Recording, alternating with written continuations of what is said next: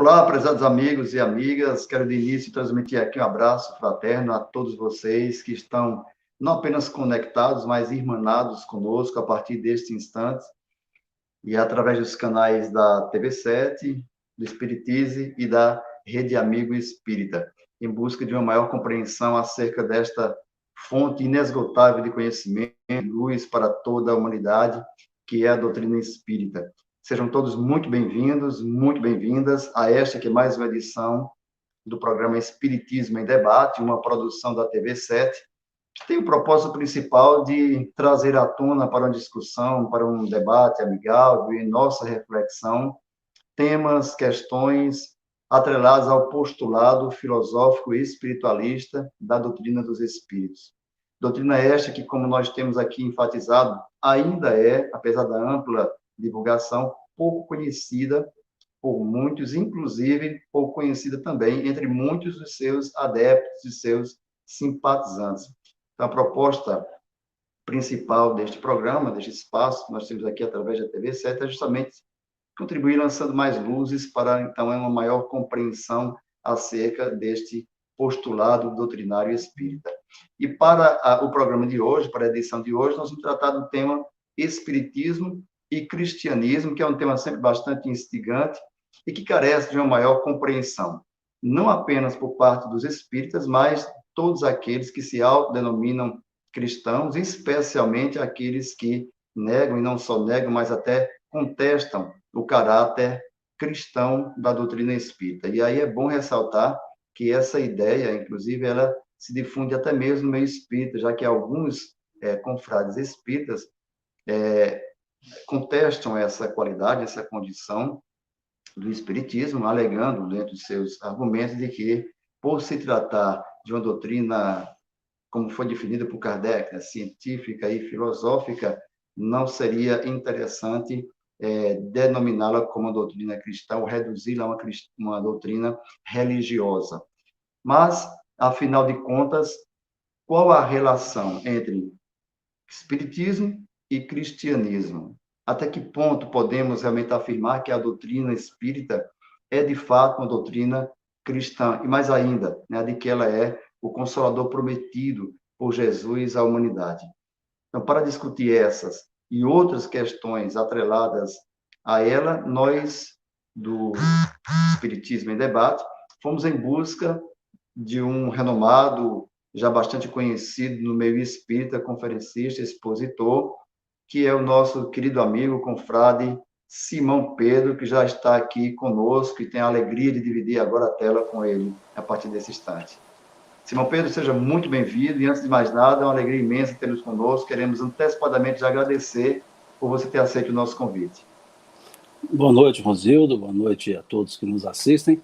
A alegria é minha, né? Eu fico honrado com o seu convite, é uma alegria poder estar aqui conversando sobre essa temática, esse assunto que você aqui propôs. Apesar de se tratar de um expositor já bastante conhecido de todo o movimento espírita brasileiro, nós, como é de praxe aqui, vamos fazer uma rápida apresentação, um breve perfil do nosso convidado, para aqueles que, inclusive, de repente não o conhecem, já que nós temos aqui pessoas que nos acompanham até mesmo de fora do país, né? Então, Simão Pedro, mineiro, né, da cidade de Patrocínio, também escritor, autor do livro Viver Melhor, uma abordagem espírita para a vida em sociedade, trabalhador, membro da Sociedade Espírita Casa do Caminho, na cidade de Patrocínio, e além das diversas palestras, hoje, lives, ele realiza um amplo e instigante trabalho de divulgação dos postulados espíritas através dos canais das redes sociais, do YouTube, do Facebook e do Instagram. Inclusive, nós vamos estar deixando aqui depois a conta do Instagram dele, para que todos possam, inclusive, acompanhar esse trabalho extremamente importante, para que todos possam, quem ainda não fez, se inscrever também lá no YouTube, fazer sua conta também no Instagram, que é um trabalho que vale a pena conferir. Bom, eu lembro a todos que nos acompanham que Espiritismo em Debate é um programa no modo de entrevista, mas que eu costumo chamar mais de diálogo, de conversa aberta, né? E é uma conversa que é traçada não apenas entre o mediador, o apresentador e o convidado, mas também com o público que está nos acompanhando. Portanto, fiquem à vontade para encaminhar suas dúvidas, suas perguntas pertinentes ao tema, né, que nós estamos abordando, que dentro do possível elas serão acrescentadas aqui na nossa conversa. Então, vamos aproveitar o máximo possível esse tempo que nós temos aqui com o Simão Pedro, que conseguiu encaixar dentro da sua agenda, que é sempre muito concorrida, né, esse convite para estar aqui conosco, e lembrar que o programa vai até às 8 horas, então vamos lá ao que mais nos interessa, que é a nossa conversa, então, com o Simão Pedro.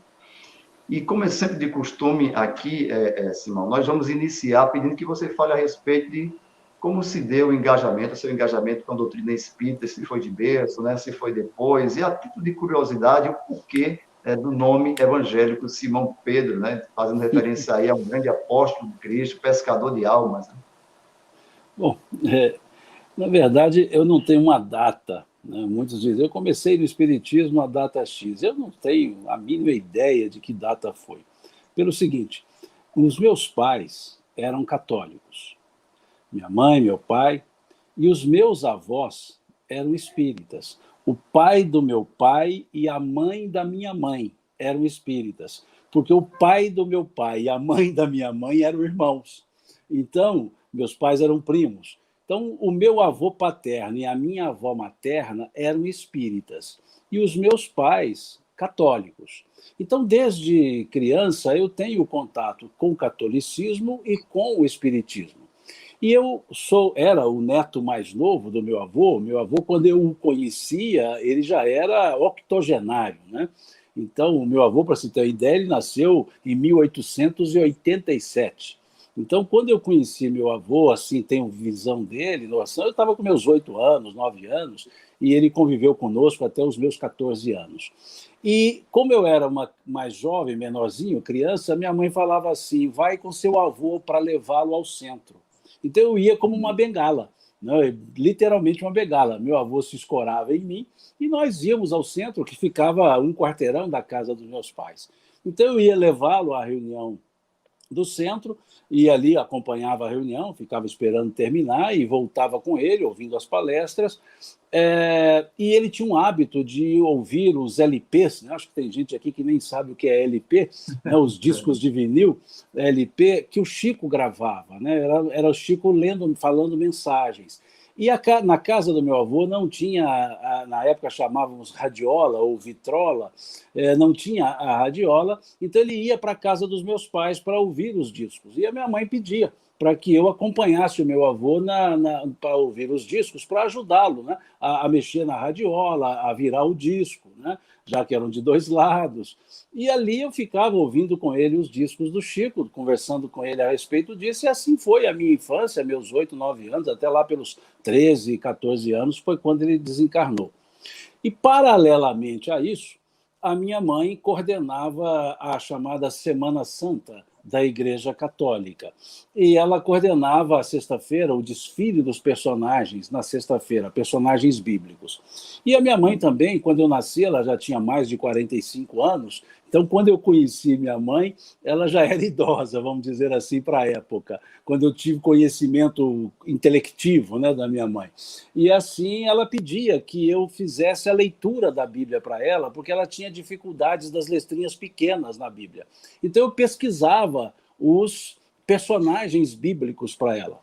E ela levava quase que todos os personagens, ela levava 70, 80 personagens. Então eu tinha que pesquisar a história daqueles personagens, o texto bíblico, e assim foi também a minha infância, a minha adolescência, ajudando a minha mãe. Então por isso é que eu não tenho uma data para dizer quando começou, que para mim foi muito natural o contato com o espiritismo. Meu avô desencarnou e depois lá pelos meus 18 anos, 19 anos, por aí, eu comecei a atuar mais efetivamente no movimento espírita, né, basicamente. Então essa é, resumidamente, a minha história. E o nome, sinceramente, eu teria que perguntar para minha mãe, né, por que ela escolheu esse nome, Simão Pedro. Embora na minha família todos tenham um nome assim próximo, né? Minhas irmãs, são 3 irmãs, todas são Maria, né? Maria José, Maria Elizabeth, Maria Tomásia, tudo tem Maria.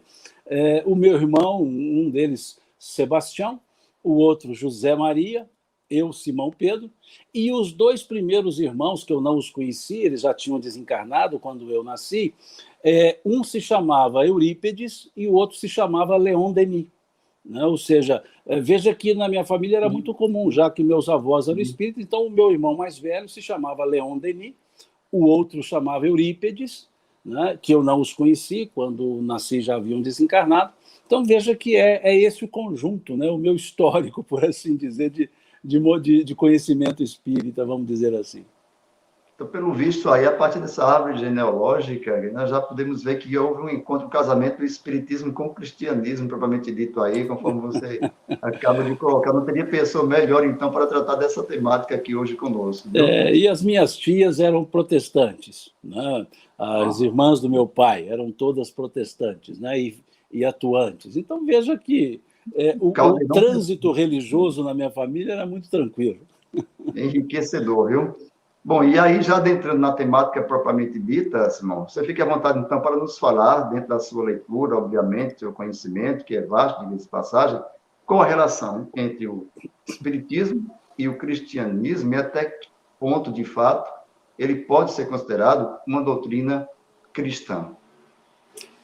Rosildo, é um ponto que precisamos conversar com muita parcimônia de emoções, né?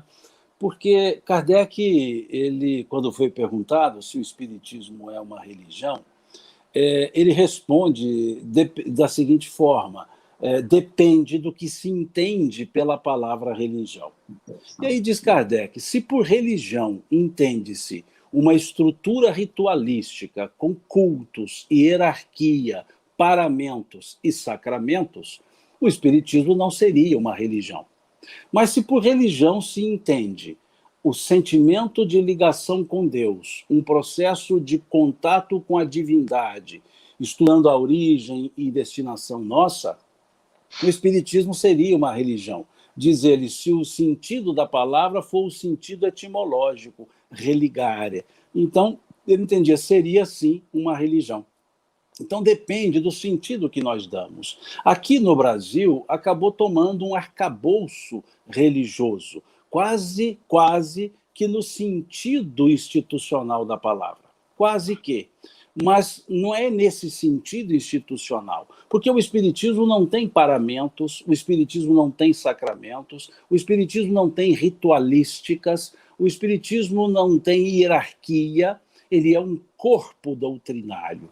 Então, nesse sentido, ele não seria uma religião, mas no aspecto de refletir sobre Deus, a nossa ligação de criaturas com o Criador, ele seria, então, uma ideia religiosa. Num aspecto maior, Kardec diz assim, o espiritismo, sem ser em si mesmo uma religião, ele conduz às ideias religiosas. Veja que interessante. Sem ser em si mesmo uma religião, ele conduz às ideias religiosas. Isso está nas conclusões do Livro dos Espíritos. Conclusão número 5, conclusão número 6, conclusão número 7 do Livro dos Espíritos. Justamente trazendo a ideia para se refletir o que é o sentido religião ao espiritismo. É nesse ponto. E se observarmos um outro aspecto, Kardec, no livro que é o Espiritismo, ele traz a ideia de que o Espiritismo é uma ciência de características filosóficas e consequências morais. Então, com essa ideia que Kardec nos traz, uma ciência de características filosóficas e consequências morais, o aspecto consequência moral é no aspecto religião, no sentido etimológico, não no sentido institucional. Então, etimologicamente, religião é esse religar com o Criador. E a moral espírita ela está calçada nessa ideia de uma conduta reflexiva ligada a Deus. E o cristianismo, nesse sentido, seria uma ideia que traz essa moral. Porque outro aspecto que precisamos perceber, cristianismo é um gênero que comporta espécies. O que nós chamamos de religião, no sentido institucional, são escolas religiosas advindas do cristianismo. catolicismo é uma escola religiosa, é uma espécie, é uma escola religiosa. O protestantismo, numa forma genérica, é uma espécie religiosa. Né? E é preciso nós percebermos que essas são as igrejas, ou seja, são as escolas. Por que eu chamo escolas? São as igrejas interpretativas da mensagem de Jesus. Então, elas criam um aspecto interpretativo e criam uma estrutura litúrgica, uma estrutura hierárquica, uma estrutura ritualística. E aí dá-se o nome de religião àquilo que nós chamaríamos de igreja, num sentido mais profundo da palavra. E aí chamamos igrejas, por exemplo, protestantes. Quais são essas características, ou quais são essas igrejas protestantes? São aquelas que, historicamente, fizeram um movimento de protesto lá no século XVI. Por isso elas são chamadas protestantes, porque elas, no bojo da reforma luterana, elas entraram no protesto contra a Igreja Católica. Então passaram a se chamar as igrejas históricas, a presbiteriana, a batista, a metodista, a luterana, propriamente dita, são chamadas, dentre outras, são chamadas de protestantes. Os anabatistas do passado, os quakers, os huguenotes, do século XVI à frente. Então, são chamadas protestantes.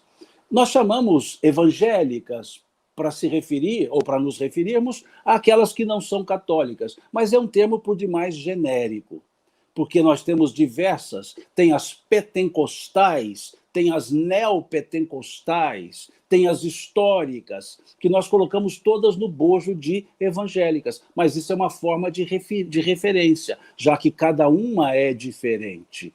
E são N denominações religiosas. A própria Igreja Católica, me desculpem fazer essa pequena digressão histórica, a própria Igreja Católica, ela só é assim chamada depois do chamado Cisma do Oriente. O que foi o Cisma do Oriente? Cisma, ou seja, cisão, separação. Foi uma questão envolvendo a chamada igreja. Até o século IX era igreja. Não havia uma denominação, igreja. E no século IX para o século X, houve uma dissensão entre o pensamento do Ocidente, o chamado remanescente do Império Romano do Ocidente, e o Império Romano do Oriente, já que o Império Romano do Ocidente caiu em 476 depois de Cristo, e o Império Romano do Oriente caiu em 1453. Então, por mais ou menos 1000 anos, existiu o Império do Oriente, o Império Romano do Oriente, com sede lá em Constantinopla, hoje Istambul. Então, houve uma dissensão. Duas questões chamadas iconoclastia e cesaropapismo, dois elementos que levaram ao primeiro cisma da igreja. Iconoclastia, o culto às imagens, ícones, iconoclastia, o culto às imagens. Entendia a Igreja do Oriente que não deveria ocorrer, entendia a Igreja do Ocidente que sim, poderia ocorrer.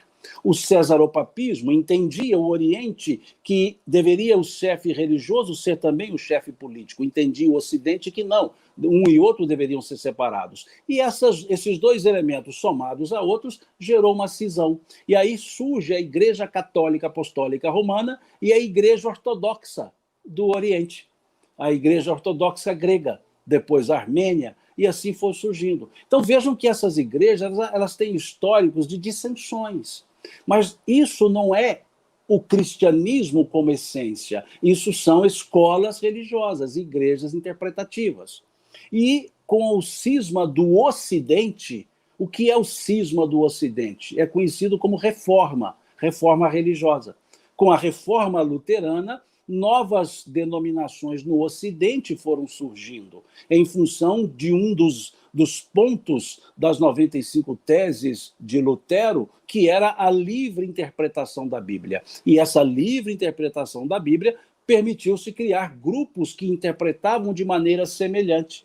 e aí criaram-se aquilo que depois transformou-se em igrejas. Então, por que eu faço toda essa digressão? Para mostrar que muitas vezes há uma confusão.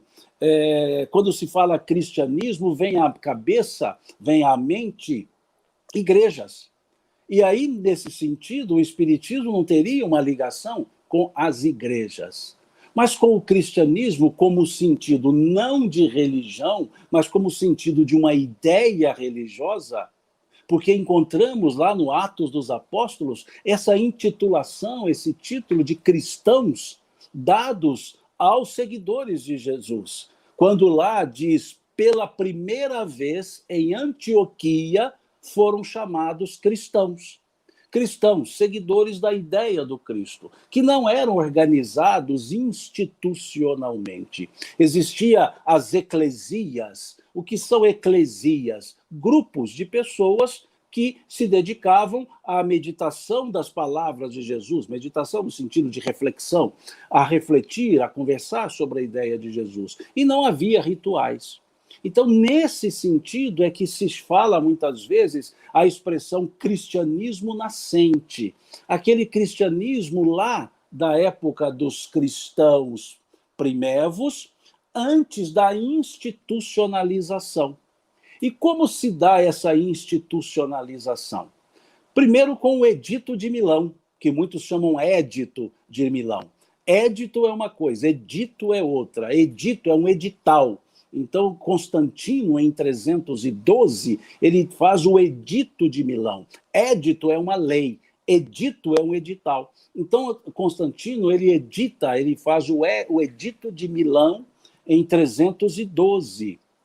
E ali, então, esse Edito de Constantino permite o culto religioso e começa a dar características. E em 325, no chamado Concílio de Nicéia, foi que, de fato, criou-se a ideia de uma instituição religiosa com características. Foi lá no Concílio de Nicéia, em 325, que se robusteceu a tese da Trindade, a tese da hierarquia, a tese da supremacia de um representante papal. E em 368 é que institucionalizou-se formalmente, ou melhor, oficializou a religião romana, o cristianismo, como sendo a religião oficial de Roma. Então, em função de tudo isso, é que muitos dizem que o espiritismo não é cristianismo. Depende também o que se chama por cristianismo. Se chama por cristianismo toda essa estrutura institucional ou se chama por cristianismo a ideia advinda do Cristo, cultivada por aqueles que nasciam? Se assim o é, então é sim, o cristianismo e o espiritismo têm identidade. Identidade filosófica, identidade doutrinária, mas não institucional, porque esse cristianismo não é institucional. E aí eu chamo a atenção para uma mensagem que está no capítulo 6 do Evangelho segundo o Espiritismo. Capítulo 6, a mensagem, o advento do Espírito de Verdade, e lá o Espírito de Verdade, que assina essa mensagem, que é justamente de onde se sai, de onde se retira uma das máximas do pensamento espírita, além do fora da caridade não há salvação, lá do capítulo 15 do Evangelho segundo o Espiritismo, há no capítulo 6 uma outra máxima, que nós dizemos: espíritas, amai-vos, eis o primeiro ensino, instruí-vos, eis o segundo. Essa máxima está nessa mensagem, e na sequência dessa frase, o Espírito de Verdade, ele diz: espíritas, amai-vos, eis o primeiro ensino, instruí-vos, eis o segundo. E ele continua: todas as verdades se encontram no cristianismo. Os erros que nele se enraizaram são de origem humana. Então, o cristianismo natural, o cristianismo, por assim chamar, puro, é o que o espiritismo evoca, é o que o espiritismo traz. Não o cristianismo eivado de posições humanas, de pensamentos, digamos, reducionistas humanos. Então, quando observamos, sugiro que leiam capítulo 6 do Evangelho segundo o Espiritismo, a mensagem Cristo Consolador, do Espírito de Verdade, que ele vai dizer: venho como outrora aos filhos transviados de Israel trazer a verdade e dissipar as trevas. o Espiritismo, como outrora as minhas palavras, deve lembrar aos homens que acima deles reina o Deus bom, o Deus justo, que faz germinar as plantas e elevar as ondas. E depois segue a mensagem e lá à frente ele vai dizer justamente isso, né? Todas as verdades se encontram no cristianismo. Os erros que nele se enraizaram são de origem humana. Então, quando as pessoas vão observam o cristianismo pelos erros humanos, não pela essência que ele traz.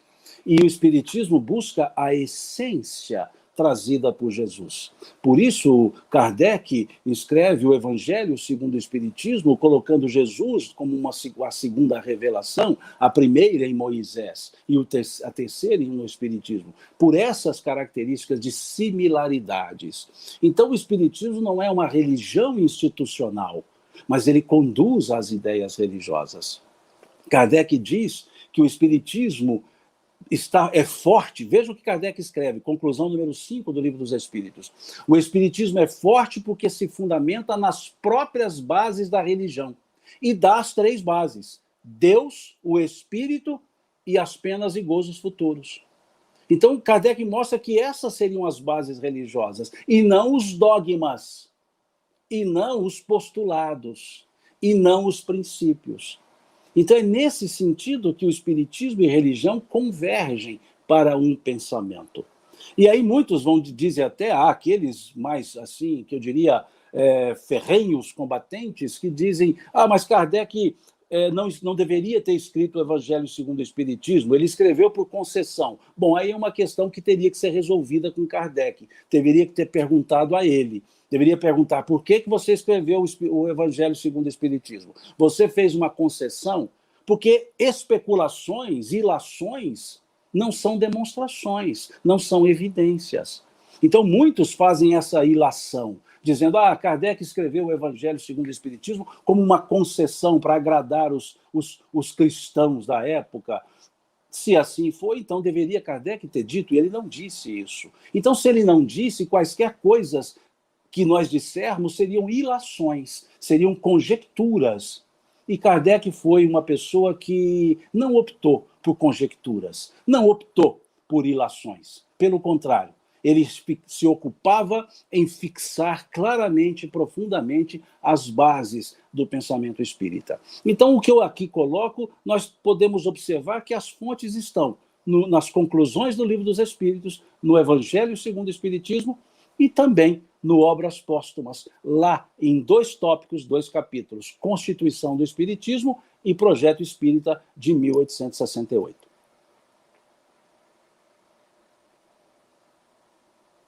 Devolvo a palavra, Rosildo. Simão, os adversários do Espiritismo costumam alegar, inclusive, que entre o Espiritismo e o cristianismo há um abismo intransponível de divergência doutrinária e que não basta citar o Evangelho para que uma doutrina se revele cristã. Né? Esse tem sido um dos principais argumentos que tem levantado. Então, eu queria que você falasse um pouco sobre isso, casando aqui com uma pergunta já feita por uma de nossas amigas que nos acompanham aqui, que é a Clebe Almeida, que pede para que você explique como o espírita analisa a Bíblia Sagrada. Vamos lá. O primeiro aspecto, não se pode se dizer cristão somente pelos evangelhos. Desculpe-me, não há outra fonte que não sejam os evangelhos. As cartas de Paulo, as cartas de Pedro, a carta de Tiago, as cartas de João, a carta de Judas, são os elementos que nós temos chamados canônicos, que estão na estrutura do Novo Testamento. Não se pode fixar, embora respeitados e respeitáveis, em posições que são análises, que são doutrinas. Nós temos grandes estudiosos do século I, século II, que desenvolveram bons raciocínios, bons estudos das falas de Jesus. Temos lá Santo Anselmo, temos Santo Agostinho, no século IV, temos Orígenes, no século II, temos São João Crisóstomo, no século II também, são chamados pais da igreja, e aí igreja entendendo por eclesia, são os chamados pensadores da filosofia patrística, que tem em Santo Agostinho o seu referencial maior. Mas isso são doutrinas de intérprete, de pessoas. Então, o Espiritismo pode fazer-se valer desses pensamentos? Sim, desde que não sejam contrários ou não seja uma interpretação reducionista das mensagens do Cristo. Jesus, ele não estabeleceu nenhum paramento, nenhuma regra, nenhuma ortodoxia para o exercício. Ele foi muito claro: aquele que quiser vir após mim, renuncie-se a si mesmo, pegue a sua cruz a cada dia e me siga.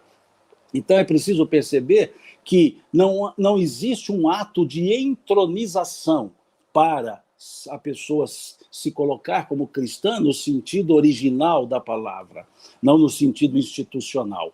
Então, outros escritos nós tivemos as chamadas heresias da época, o catarismo como o mais forte deles, né, os cátaros. O próprio Orígenes depois foi tido como herege. Por quê? Porque divergiu um pouco daquilo que se poderia entender como interpretação dominante, né? Majoritária, né? Como nós dizemos no meio jurídico, né? Doutrina majoritária. Né? Então haviam as doutrinas, existia, melhor dizendo, ou havia, melhor dizendo, as doutrinas, por assim chamar, majoritárias. Então não são essas que determinam a condição cristã.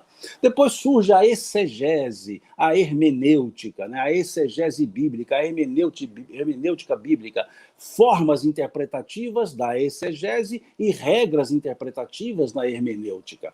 E criou-se um quadrado, né? Se não for dentro das formas interpretativas da exegese ou das regras interpretativas da hermenêutica, não poderia haver uma interpretação. Surgiram os dogmas, que são verdades, aspas, verdades de fé, né? Que João Maia, não confunda com João Nunes Maia. João Nunes Maia foi um médium que escreveu, por meio dele, o Espírito Miramês. Eu me refiro a João Maia, um estudioso que escreveu um dicionário chamado Pequeno Dicionário Católico.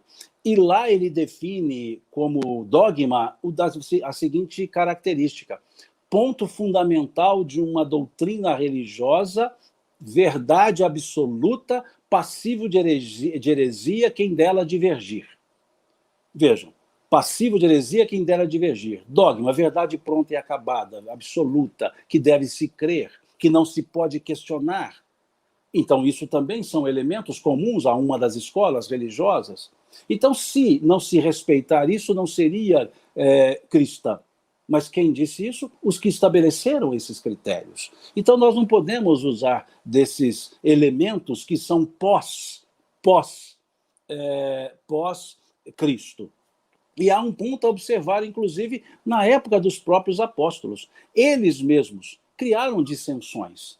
Uma grande dissensão entre a igreja de Antioquia e a igreja de Jerusalém com relação à circuncisão, se deveria ou não ser circuncidado para ser cristão, para seguir a Jesus, né, para receber, aspas, o batismo. Então entendia a igreja de Jerusalém, simbolizada por Tiago, que deveria haver a circuncisão, que todo gentio que quisesse seguir a Jesus tinha que ser circuncidado. Ora, a circuncisão era um ditame do judaísmo.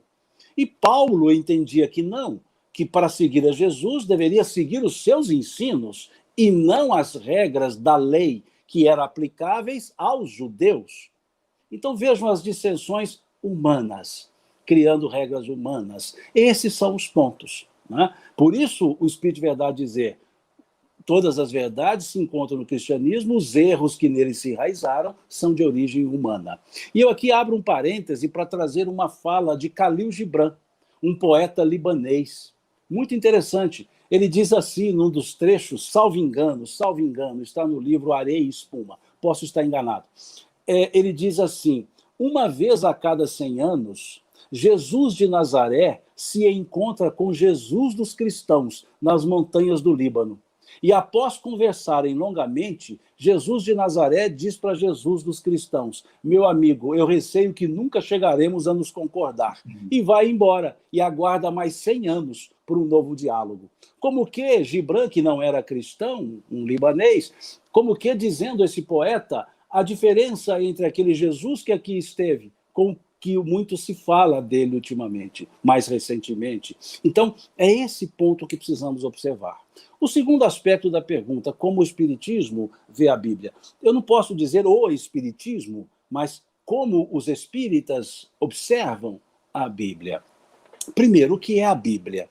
Bíblia não é um livro. A palavra Bíblia vem do biblos. Biblos quer dizer conjunto de livros. Daí o termo biblioteca, onde se guardam livros. Então a Bíblia é um conjunto de livros que foram escritos em épocas diferentes, por culturas diferentes, com sentimentos diferentes.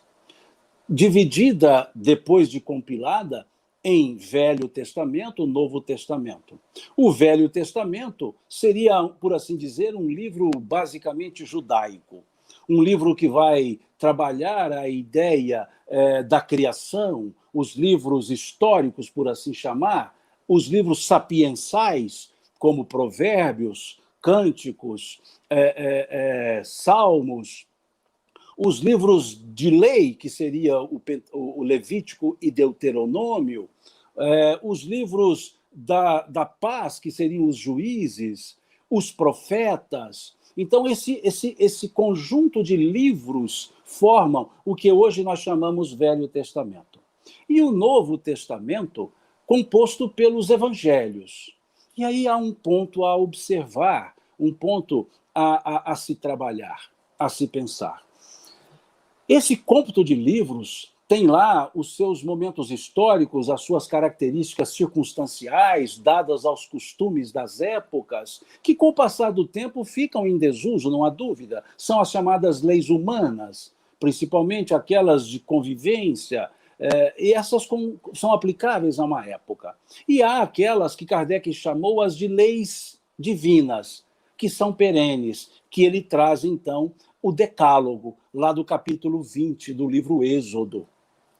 E Kardec faz essa análise no primeiro capítulo do Evangelho segundo o Espiritismo, mostrando, então, as leis humanas, que são circunstanciais, e leis divinas. E aqueles livros do Velho Testamento, eles falam a cultura daquele povo, trazendo simbologias, porque a forma de entendimento daquele povo era, nós chamamos, forma arquetípica. São arquétipos. Então, trabalha esses arquétipos. Então, aqueles livros são revestidos de grande simbologia. Quando nós vemos o Cantares de Salomão, por exemplo, que narra o casamento, fala da noiva, é um símbolo muito grande do casamento de Deus com a humanidade. A noiva é a humanidade. Então, é muito cheio de símbolo. Então, ao se ler o Velho Testamento, é preciso ler com esses olhos, com essas lentes, as lentes dos símbolos, o que significam os símbolos para aquela época, o que significa aqueles símbolos trazidos nos livros velho-testamentários. Os salmos são divididos em exaltação, em lamento, em pedidos. Então é preciso entender esse contexto. É preciso conhecer a mentalidade daquela época. Porque em historiografia existe uma coisa que nós chamamos falácia. O que é a falácia? Uma das falácias historiográficas é olhar o passado com os olhos do presente. Não se pode analisar o passado com os olhos do presente. É preciso entender o pensamento, a cultura e a característica da época. Então, a característica do Velho Testamento é da cultura judaica, daquele grupo, de um interregno de tempo, de mais de 1000 anos. Livros entre um e outro, com distância, com interregno de séculos nas suas escritas, narrando elementos épicos de um povo. O Novo Testamento já é aquela ideia trazida a partir da mensagem de Jesus. Então ele não tem um aspecto historiográfico, um aspecto sapiensal, ele tem um aspecto moral, um aspecto de ensino moral. E aí, então, esse conjunto de momentos diferentes deu-se o nome de Bíblia. E os evangelhos, é importante, aí eu sugiro a leitura de uma obra, se quiserem, de Leon Denis, chamada Cristianismo e Espiritismo, uma obra belíssima. E ali, Leon Denis nos fala dessa compilação dos evangelhos, porque os 4 evangelhos foi uma escolha de Jerônimo, né? Chamado historicamente São Jerônimo. Ele foi chamado pelo Papa Dámaso para que organizasse a estrutura do Novo Testamento, do hoje Novo Testamento, que separasse os evangelhos. E ali eram N evangelhos, diversos evangelhos. E aí, então, Jerônimo estabeleceu que, pelas suas análises, 4 seriam os evangelhos chamados canônicos, que formariam o cânone. E esses 4 evangelhos, Jerônimo separa, porque eram textos diversos, ele os separa por similidade, por semelhança.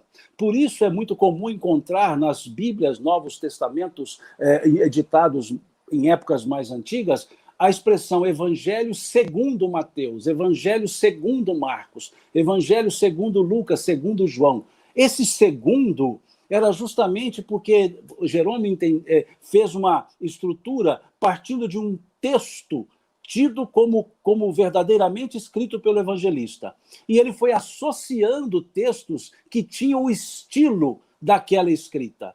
Então, Evangelho segundo o estilo de Mateus, segundo o estilo de Marcos. Hoje já não se usa mais, já coloca Evangelho de Mateus, Marcos, Lucas e João.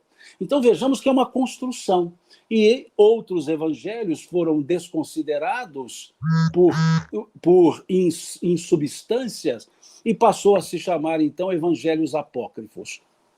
E consideraram esses 4. E a Bíblia e esses evangelhos foram traduzidos para o latim. E passou a ser, então, o latim a língua da Bíblia, que foi chamada de Vulgata. Vulgata, para o vulgo que falasse o latim. Então, a primeira tradução trazida foi a Vulgata. Depois de Lutero, várias outras traduções. Então, como o Espiritismo vê isso? Dessa forma, como um livro histórico carregado de histórias boas, carregados de uma cultura de um povo, o Velho Testamento, carregado de ensinos reflexivos, como o livro Salmos, como o livro Provérbios, como o livro Cântico, como o livro Cantares. É um livro que traz histórias de circunstanciais, mas um livro que também traz mitos, parábolas, como a parábola da criação. Então, esse é o olhar. E para o Novo Testamento, o olhar é o olhar de onde estão os ensinos do Cristo, onde estão as máximas do Cristo, onde está a moral do Cristo. E essa soma é a Bíblia. Então, é um livro que deve ser lido com esses olhares, um livro que deve ser respeitado com esses olhares. Não naquele aspecto do amuleto, de um livro amuleto, não, de um livro, de um conjunto de livros que contém ensinamentos profundos e que, muito bem disse Emmanuel, lá no livro Paulo Estevão, Moisés é a porta, Jesus a chave. Jesus é a chave bíblica. Jesus é a chave que nos permite interpretar melhor o Velho Testamento. E, óbvio, o próprio Novo Testamento. E Emmanuel, depois, ali foi Estevão quem disse, lá no livro Paulo Estevão é quem disse, Moisés é a porta, Jesus a chave. E depois Emmanuel vai dizer, Jesus é a porta, Kardec é a chave. Como a nos dizer que a chave interpretativa, a chave bíblica é Jesus e a chave do entendimento dos ensinos de Jesus é o Espiritismo, é Kardec. Então, Estevão dizendo Moisés é a porta, Jesus a chave, e Emmanuel dizendo Jesus a porta, Kardec a chave. Vejam que coisa mais bela, mais perfeita. Então não precisamos ficar nos digladiando sobre essas questões de Bíblia ou não. É para ser estudada? Sim, estudada. Reverenciada? Não há essa necessidade. Um estudo profundo, nós entenderemos a cultura dentro da qual surge a moral do Cristo. Porque afinal, disse o Cristo, eu não vim destruir a lei, mas dar-lhe o seu verdadeiro cumprimento. Então, ali no Velho Testamento estão a lei, os profetas, os sapiensais. E Jesus veio dar o fiel cumprimento. Então, não é desprezar o que está lá, é aglutinar e com a chave chamada Jesus para entender o Velho Testamento. Sem sombra de dúvida, meu. Bom, temos pessoas aqui de vários estados da federação, né, agradecendo, fazendo comentários, sobretudo elogiando pelas elucidações, pela verdadeira aula que estamos tendo aqui sobre cristianismo, né, que é importante dizer que nós precisamos conhecer mais a fundo, e inclusive essa é uma das intenções nossas aqui, de levar a conhecer um pouco mais, né, e de fato você traz observações extremamente enriquecedoras. Eu gostaria até de acrescentar aqui, para quem deseja aprofundar um pouco mais nessa última questão que nós estamos aqui abordando, procurarem ler as obras do nosso confrade espírita, por sinal conterrâneo nosso aqui, de Severino Celestino, né, analisando as traduções bíblicas. Tem uma outra obra muito boa também, Evangelho e o Cristianismo Primitivo, que vai muito nessa direção que está sendo colocado aqui. Rosildo, até eu pego uma carona, me desculpe, eu sei que o tempo é exíguo, mas eu pego uma carona. Nessa ideia que você coloca, né, do Severino Celestino, que eu reputo um dos grandes tradutores e intérpretes da língua hebraica, que eu respeito muito e gosto muito da forma que ele nos apresenta, é importante nós ficarmos atentos com as ideias de tradução. Tradução é algo muito sério. Muito. Tradução não é uma transliteração. A tradução, inclusive, existem regras para as traduções. Quando você traduz um texto de uma língua estrangeira para a língua portuguesa, você traduz e depois você devolve a tradução para a língua original. Você traduz para a sua língua e depois um outro traduz de volta para a língua para ver se o texto devolvido é o mesmo que originou nas línguas naturais. E depois traduz-se novamente para a língua brasileira para ver se a segunda tradução segue a primeira. Então, existem muitas regras, né, para esse processo. Então, não é simplesmente traduzir. É preciso perceber o sentido semântico das palavras, o sentido etimológico das palavras. Muitas traduções são etimológicas, mas há que se considerar também os aspectos semânticos. E o Novo Testamento tem muitos elementos semânticos que nós chamamos de expressões idiomáticas. Eu vou dar um exemplo de expressão idiomática. Veja só, você traduzindo para outra língua, para o alemão, para o inglês, para o francês, para o italiano, para o japonês, você traduzindo assim, dar com os burros na água. É uma expressão idiomática. Se eu for traduzir dar com os burros na água, a pessoa vai dizer, teve um burro que entrou na água. E dar com os burros na água significa frustrar-se. É uma expressão idiomática significando frustração. Então é preciso que nós entendamos o que quer dizer a semântica para que eu possa trazer para a linguagem que expresse aquela semântica. E há elementos que não se traduz. Mateus fez isso. Quando Mateus ele foi colocando as palavras de Jesus, ele manteve a frase de Jesus natural do aramaico. Eli, Eli, lama sabachthani. E aí traduz-se, meu Deus, por que me desamparaste? Em algumas traduções, abandonaste. A ideia é desamparar-te. E não se traduz, porque não quer dizer necessariamente essa ideia de desamparo. Eli, Eli, lama sabachthani é um salmo que as pessoas cantam no auge da sua demonstração de força.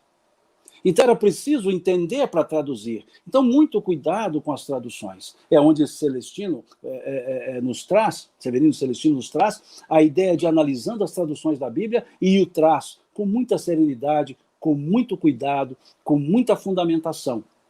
E também temos, né, Haroldo, que traz os elementos semânticos.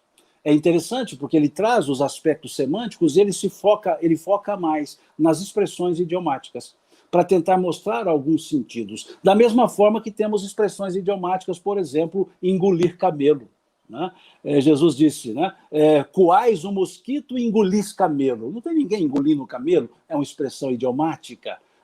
Que fala do desprezo, da desconsideração. Então é preciso tomar alguns cuidados nesses aspectos de tradução e também vale para as traduções das obras básicas, que originalmente escrita em francês, e há traduções que algumas vezes mudam, transliteram as palavras que podem mudar o sentido. Então, desculpe fazer, não foi um parênteses, foi um colchete, né, com relação a essa ideia de traduções.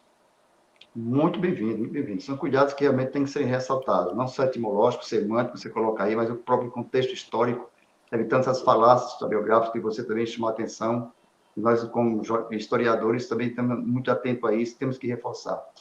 Como complemento de tudo que foi posto, acabado de colocar para você, eu gostaria só de ler um pequeno trecho aqui, extraído de um dos livros da codificação, que é a Gênesis, não? Em que, ao falarmos sobre o caráter da revelação espírita, porque eu creio que, para entendermos realmente o espiritismo como uma doutrina cristã, é preciso entender esse caráter da revelação espírita, né? E lá na Gênesis ele coloca algo bem interessante a nos dizer, que o espiritismo, longe de negar ou destruir o evangelho, vem, ao contrário, confirmar, explicar, desenvolver pelas novas leis da natureza que revela tudo quanto Cristo disse e fez. Quer dizer, e diz mais outras coisas, obviamente eu não vou poder citar devido ao tempo aqui, mas está lá na Gênesis os milagres e as predições segundo o Espiritismo, no capítulo 1, no tópico justamente caráter da revelação espírita, que a gente deixa aqui como sugestão de leitura para quem está nos acompanhando. Agora, há uma discussão no meio espírita que, na qualidade de historiador, como você também o não poderia deixar de abordar aqui, que é a seguinte, Simão. Há uma ala de pesquisadores, de estudiosos espíritas que vem defendendo a tese de que o movimento espírita brasileiro, em boa parte, tem deixado de lado a figura do Jesus histórico, que seria, segundo esses, o Jesus não dogmatizado pelas religiões, para dar ênfase ao Cristo em torno do qual se originou o cristianismo na qualidade de religião romana, inclusive você já colocou aqui em sua fala, e não por Jesus, já que ele não criou religião nenhuma, como nós já bem sabemos também. Alguns desses estudiosos vão um pouco mais além e alegam que isso tem contribuído para uma certa dogmatização do espiritismo. Como é que você vê essa questão? Faz sentido para você? Com parcimônia, né? A gente analisa isso. Veja o aspecto. O Jesus histórico, nós temos, à exceção das fontes espirituais, nós só temos uma fonte. Nós só temos os evangelhos. Mas temos Taúde, que falou de Jesus, temos Suetônio, que falou de Jesus, temos Flávio Joséfo, que falou de Jesus. Sim, falou dos chamados cristãos, como Flávio Joséfo. Suetônio nos fala da crucifixão de um homem cujo nome seria Jesus, né? Então, existem essas fontes do século II, III, à frente. Agora, efetivamente, nós só temos os evangelhos. E ali, os evangelhos, nós temos que tomar alguns cuidados, porque os evangelistas não eram historiadores. Eles não estavam ocupados em escrever a historiografia. Eles escreveram os pontos e os fatos que chamaram a atenção. Então, não há uma cronologia absoluta estabelecida. Por mais que se tente colocar uma cronologia, ela é salpicada de hiatos, porque os evangelistas não eram historiadores, eles não estavam preocupados com a historiografia de Jesus, eles estavam preocupados com a mensagem que ele trouxe e linkar é um termo muito moderno, e associaram as mensagens aos momentos, aos fatos que originaram aquelas mensagens. Então, esse é o aspecto historiográfico que está lá nos evangelhos, que são a fonte efetiva. E nós temos a fonte, e para ter, inclusive, a autenticidade dos evangelhos, nós temos o aspecto da múltipla atestação dos fatos, que é uma característica da historiografia para avaliar um fato, a múltipla atestação, o fato de não serem historiadores e trabalharem com uma certa ideia histórica semelhante, similar, né? Então, alguns achados arqueológicos que indicaram a existência de lugares. Então, esse é o lado histórico. E não se pode, de fato, aí sim, não se pode criar um Jesus que não existiu. Não se pode criar um mito. E não pode-se criar um elemento mítico que afaste-se da realidade, do fato. Então, eu não diria dogmatização, porque eu não vi ainda, posso estar enganado, mas não vi essa dogmatização no pensamento espírita. Posso estar enganado, né? Mas não percebo essa dogmatização de Jesus. Mas há alguns aspectos venerativos, né? Muitas vezes as pessoas trazem esse aspecto venerativo. E principalmente aqui no Brasil, que temos uma cultura religiosa muito forte. E acaba, então, não intencionalmente, não conscientemente, algumas vezes caminhando para alguns aspectos que poderiam vir para essa ideia de divinização e etc.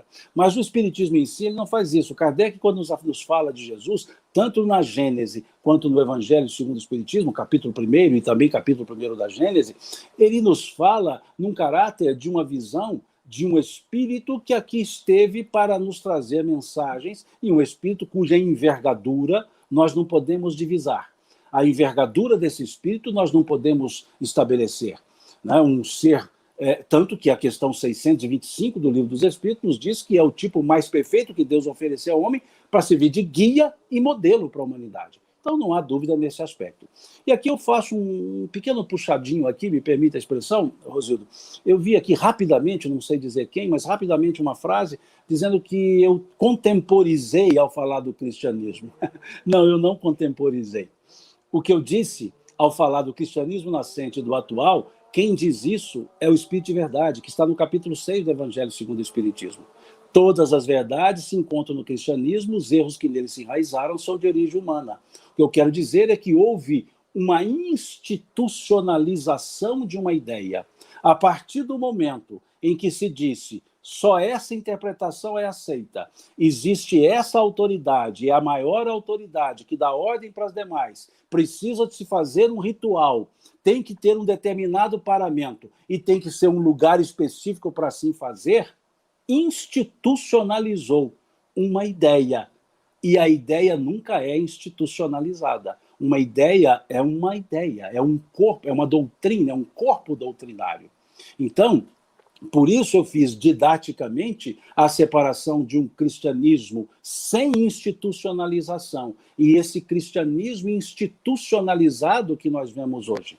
E é nesse sentido de institucionalização. E abro um parêntese para também o Espiritismo. E trago uma fala de Viana de Carvalho, que está lá no livro, salvo engano, Sementeira da Fraternidade, pela psicografia de Divaldo Franco, alusivo ao movimento espírita.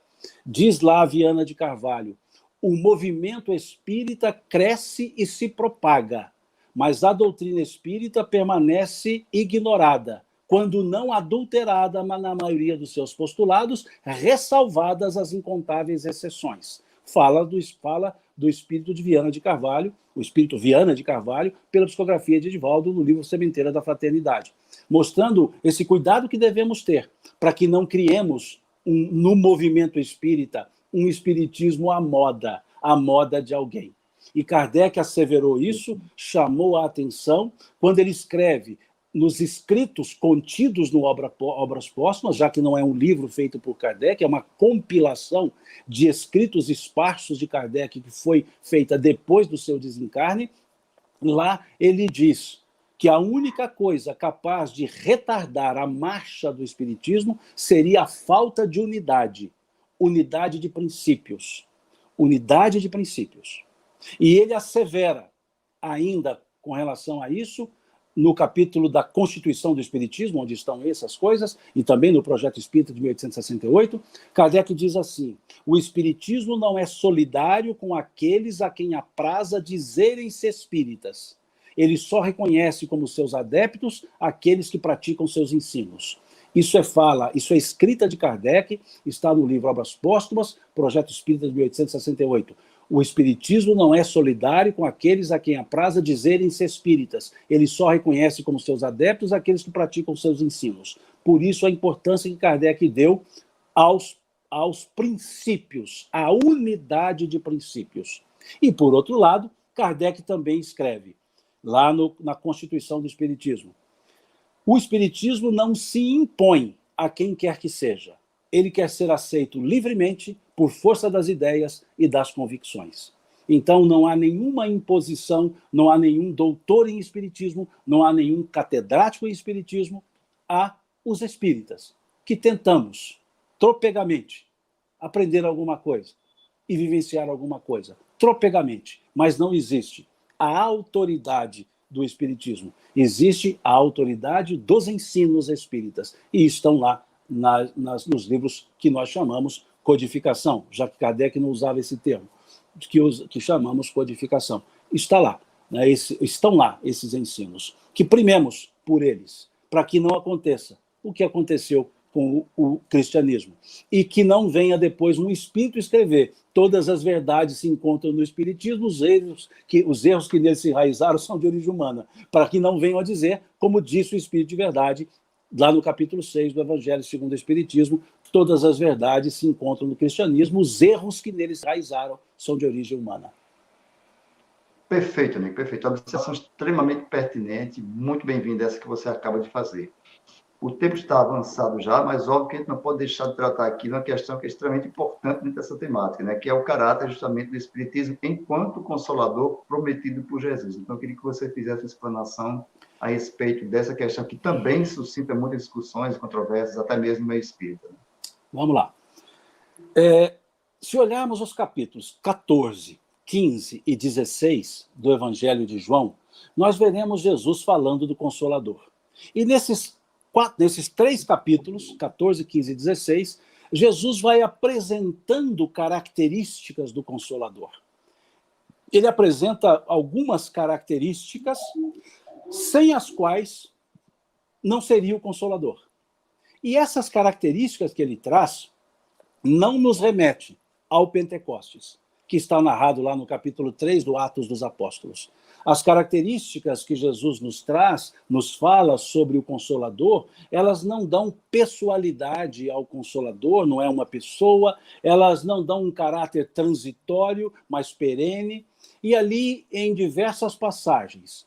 Então ele diz assim, por exemplo, no capítulo 14, se me amais, guardareis os meus mandamentos, e eu rogarei ao Pai, e ele vos dará um outro Consolador, para que fique convosco para sempre.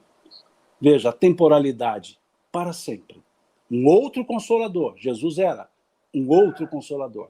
Se me amardes, guardareis os meus mandamentos, e eu rogarei ao Pai, e ele vos enviará um outro Consolador, para que fique convosco para sempre. Então, veja, perenidade. O fenômeno do Pentecostes foi circunstancial.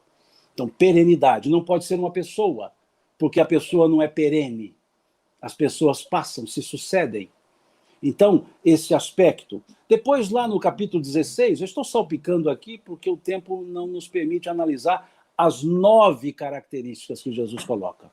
Depois, lá no capítulo 16, diz Jesus: muitas coisas eu ainda vos tenho que dizer, mas vós não podeis suportá-las agora.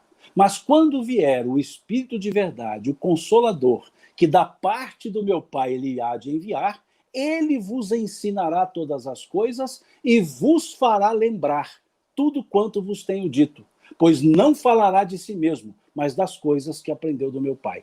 Então veja Jesus dizendo 2 outras características. Ensinará todas as coisas e vos fará lembrar tudo que eu vos tenho dito. Então esse Consolador tem que não pode se distanciar de Jesus, tem que lembrar os ensinos de Jesus e vai ensinar outras coisas. O Pentecostes assim não fez. Ele não ensina, ele não lembra. Então o Consolador prometido tem toda uma característica, tem várias características, que depois, num outro momento, se for possível, a gente trata cada uma delas. Mas aqui somente essas 3 características: perenidade, fazer lembrar e ensinar novas coisas. E é importante também perceber essa passagem do capítulo 16 do Evangelho de João, quando Jesus diz: muitas coisas eu ainda vos tenho que dizer, mas vós não podeis suportá-las agora. Em outras palavras, Jesus dizia: eu tenho muito que ensinar, mas vocês não conseguem entender. Então, é preciso um tempo, é preciso um processo evolutivo maior para conseguirmos entender.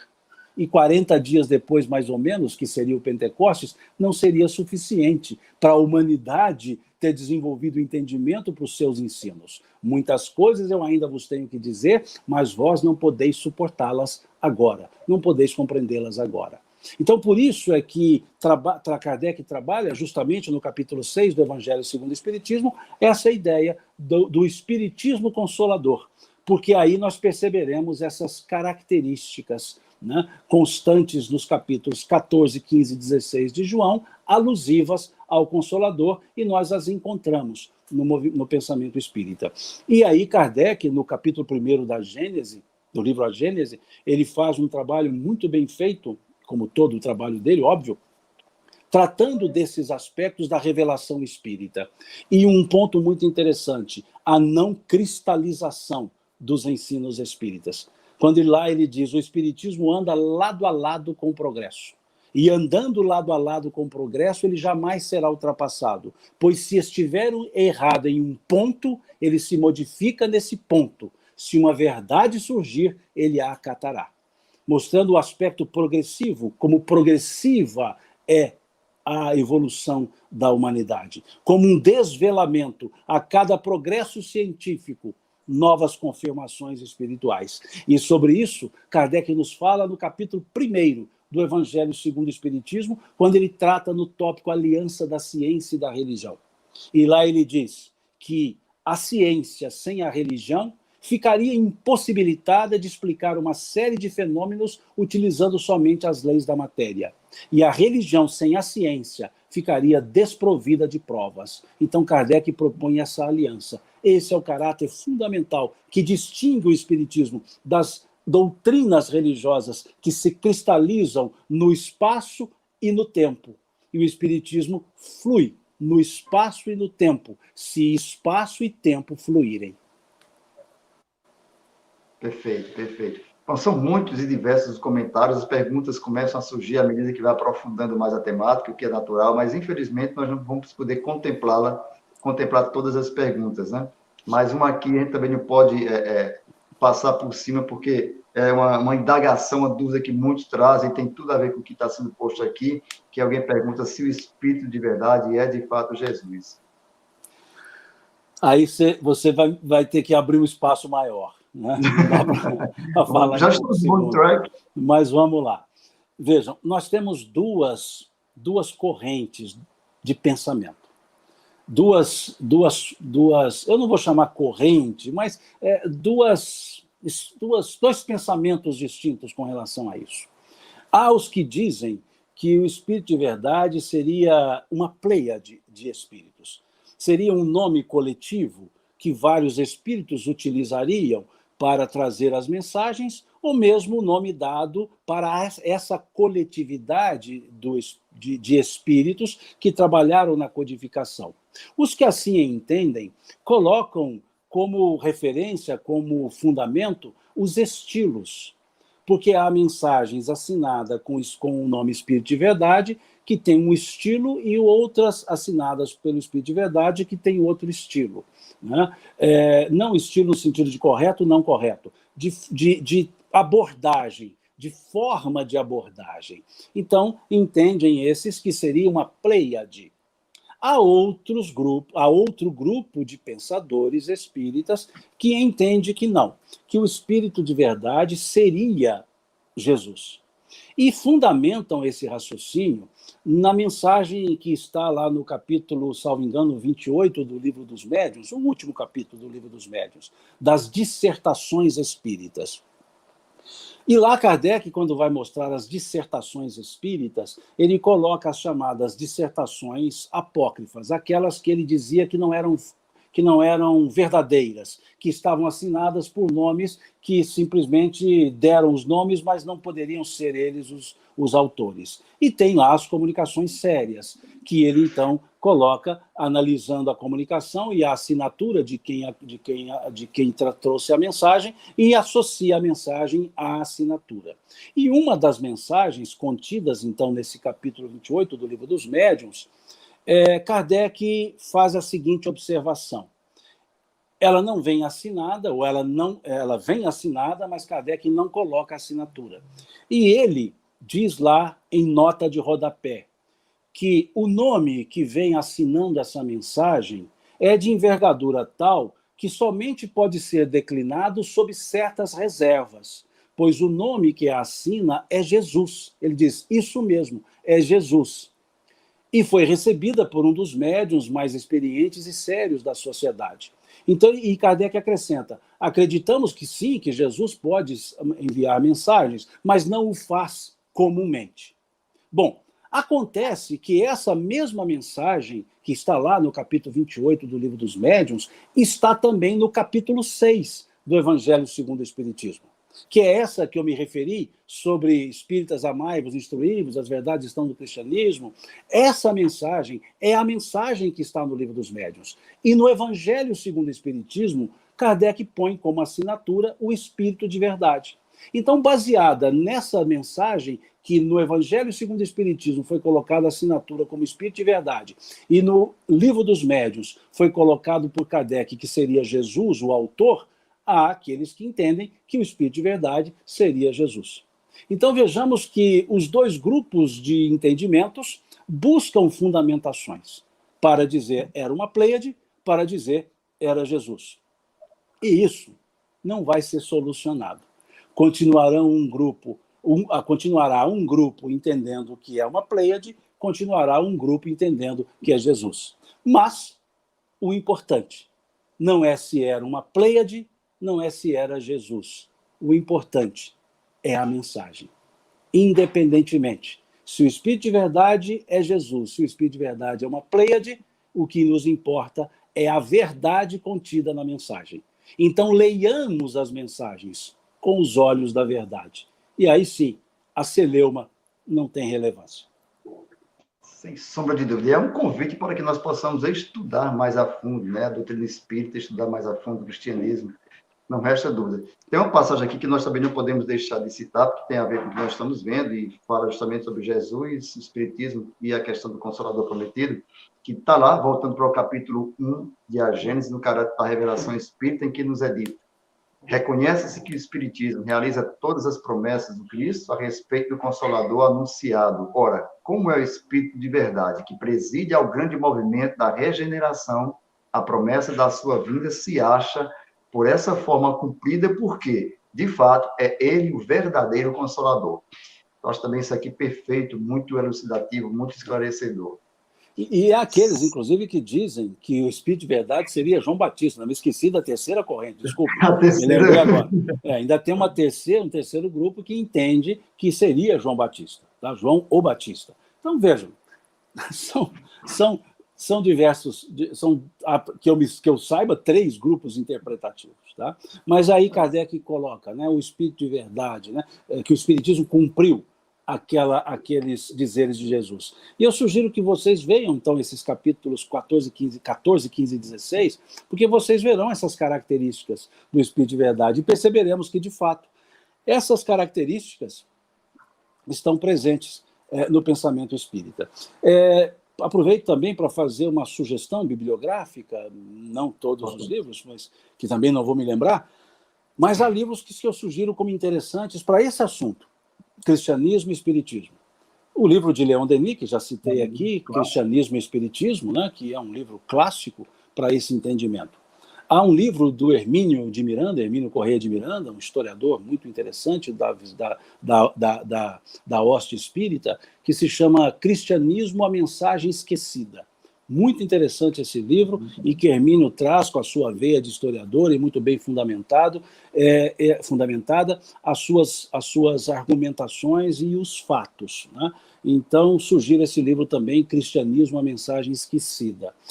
Sugiro um livro chamado Tu és Pedro. Muito interessante esse livro, Tu és Pedro, contra a história da Igreja.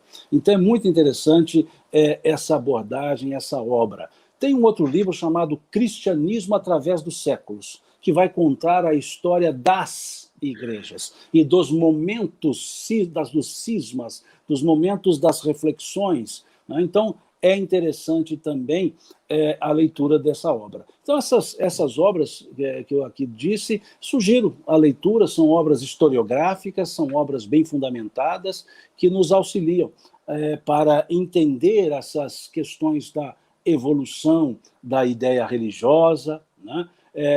Tem lá o livro das religiões, também é muito interessante, chama Livro das Religiões. Tem o Dicionário das Religiões, também é muito interessante. Então, assim, depois eu posso até encaminhar para você, Rosildo, uma sugestão bibliográfica, e depois, se você quiser postar na página aí da TV7, fique à vontade, né? Porque eu acho que tem pessoas que gostam de estudar, de aprofundar nesse assunto. O que eu digo e sugiro é que não façamos ilações, que quando formos falar de espiritismo ou de cristianismo, que fundamentemos, que busquemos ao máximo a fundamentação, que deixemos ao máximo os achos, os penso a respeito, e tentemos fundamentar, né, na medida do possível, óbvio, fundamentar, para que não sejam apenas ilações, opiniões, porque é um assunto muito sério, é um assunto muito profundo, é um assunto que demanda, sim, né, um cuidado especial para que não enveredemos, não nos enveredemos em mitos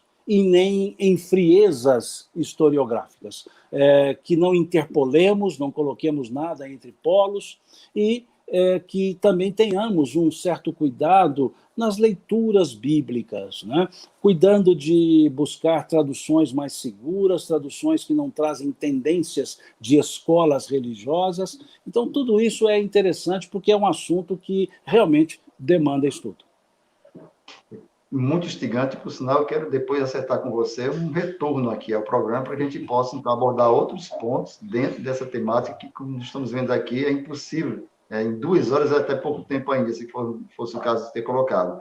Mas ultrapassamos um pouco, mas não tinha dúvida que é previsível isso, pelo tema, pelas suas abordagens. Então, assim, não há como mesmo você ter um grande conhecimento a respeito especificamente desse tema, o cuidado com que você trata, o zelo, mostra a seriedade com que você também faz suas abordagens. Essas observações que você traz à tona são extremamente importantes para que todos possam realmente considerá-las nessa busca, né, pelo conhecimento a respeito dessas questões que nós estamos aqui trazendo à tona. Nós não podemos esquecer também aqui de que espiritismo, o cristianismo, vai à tona da identificação do cristão, né? O Kardec coloca lá muito claramente que o cristão e o espírita são a mesma coisa, né? São o mesmo, e o mais importante é nós identificarmos qual é o código de identificação do cristão.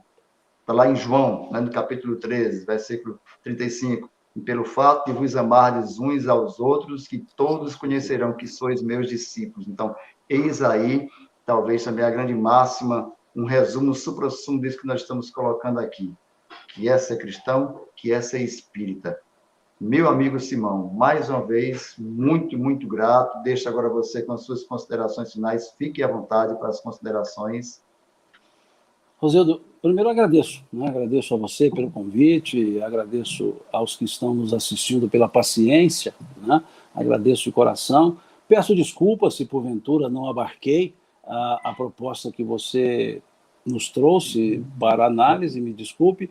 Peço desculpas se porventura tenha incorrido aqui em algum erro não consciente, se assim o foi, só me indicar que prontamente me corrijo sem nenhum problema. Ninguém aqui é dono da verdade, não sou dono da verdade, não sou o especialista, né? Sou como quaisquer outras pessoas, estudiosos, né? Estudioso, gostamos de estudar, vamos dizer assim, né? Então, me desculpem, na medida do possível, eu tentei citar as fontes que eu me lembrei, né? Pode acontecer de não me lembrar, mas, à medida do possível, eu fiz o máximo para citar aqui as fontes, e se incorri em erro, por favor, me desculpem, e é só fazer a correção que prontamente eu me penitencio no erro e passo a seguir o outro pensamento. Tá? Me desculpem, também me desculpem se porventura possa ter transparecido algum desrespeito a algum pensamento, a alguma pessoa que pense de maneira diferente, de forma alguma, de forma nenhuma. Assim eu faço, sem nenhum desrespeito a ninguém, pelo contrário, respeito a todos, evito quaisquer situações jocosas, sou bem-humorado, gosto de tratar os assuntos com bom humor, mas há assuntos que nós temos que ter um certo cuidado, porque o bom humor pode ser visto como jocosidade e eu não gostaria que assim fosse interpretado. Então, me desculpem se porventura possa ter transparecido alguma jocosidade da minha parte, não era essa intenção e, creio, não tenha feito isso. E, no mais, né, nesse agradecimento mineiro que eu sempre uso, Deus lhes pague. Né, Deus lhes pague pela paciência, pelo carinho de me receber aqui nesse momento, Rosildo. Muito obrigado. Que isso, quero crer que você não vai estar sendo desculpado porque você não teve culpa alguma aqui, pelo contrário. Nós que agradecemos realmente, não só pelo que você coloca, mas pela forma, volto a dizer, zelosa, cuidadosa, como você colocou. Então, quero crer que realmente não há como realmente ver culpa nenhuma em que você colocou.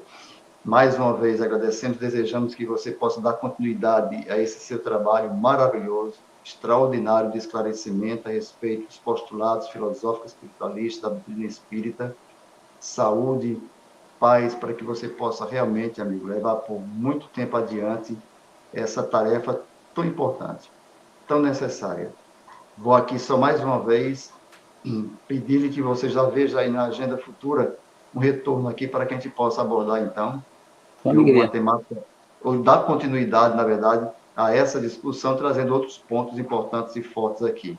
É um parceiro extremamente importante para nós, que, como dissemos aqui no início, temos o interesse principal justamente em lançar luzes em torno de temas e questões que ainda não são bem entendidas, bem compreendidas no meio espírita e também fora dele. Forte abraço. Nossa gratidão mais uma vez, gratidão a você que tem nos acompanhado, gratidão aos parceiros aqui, a Rede Amigo Espírita, o Espiritismo, esses canais sempre parceiros nossos, mas especialmente vocês todos, né, que nos acompanharam, fizeram aqui diversos comentários, pedimos desculpas aí sim, desculpas porque infelizmente nós não temos tempo para ler aqui todas as perguntas e os comentários, mas muitos elogios aqui ao nosso amigo, convidado de hoje, Simão Pedro, não poderia ser diferente, realmente um grande professor. E, por fim, convidar todos para que estejam conosco no próximo mês, onde nós daremos continuidade ao programa Espiritismo em Debate. Forte abraço, tenham todos uma excelente semana. Deus os abençoe.